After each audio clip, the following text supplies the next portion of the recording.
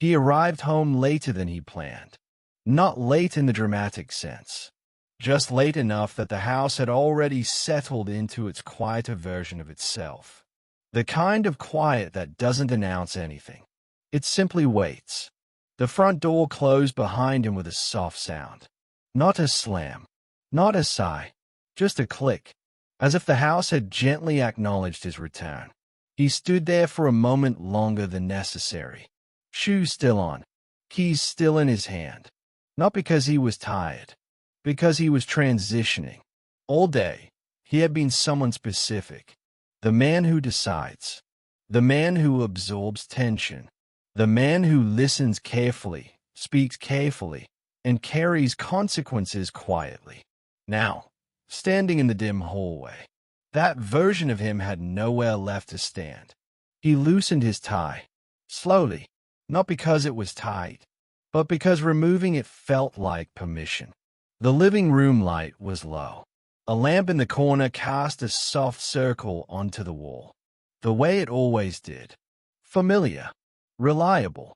He sat down, not heavily, not dramatically, just enough to feel the day finally reach the ground. Earlier, his mind had been full of numbers, timelines, and people's expectations. Conversations layered over conversations. Decisions stacked like papers that never fully leave the desk. Now, those thoughts moved differently. Slower, less demanding. He leaned back and stared at nothing in particular. And for the first time all day, no one needed him to be certain. Business teaches you many things. How to read people. How to stay calm when things shake. How to carry weight without showing strain. But it rarely teaches you how to put the weight down. He remembered something from years ago, before the business grew, before the days became structured and tight. A night much like this one. Rain on the window. A quiet room. No urgency.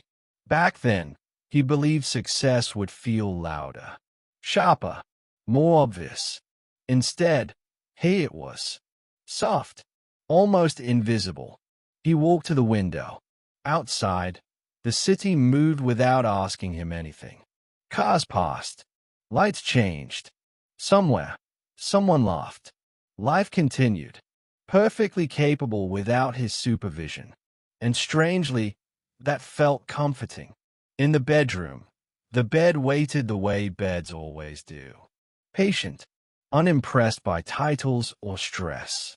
He sat at the edge of it, then lay back, not to sleep yet, just to exist without direction. Rain tapped gently against the glass. Not enough to demand attention, just enough to be noticed if you listened. All day, people had asked things of him. Now, nothing did. And in that absence, something softened. He thought of moments he rarely counted. A calm conversation that prevented a problem. A decision that protected someone else's future.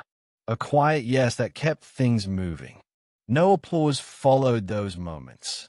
But they were real. He closed his eyes, not to escape, but because the day no longer required vision.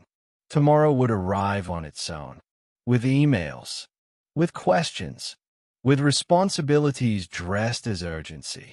But tonight had no such ambitions. Tonight asked only one thing. Rest. The kind of rest that doesn't fix anything. It simply returns you to yourself. His breathing slowed. The room held steady. The rain continued its patient work outside. And in that quiet, he understood something without words. Not everything meaningful needs to be visible.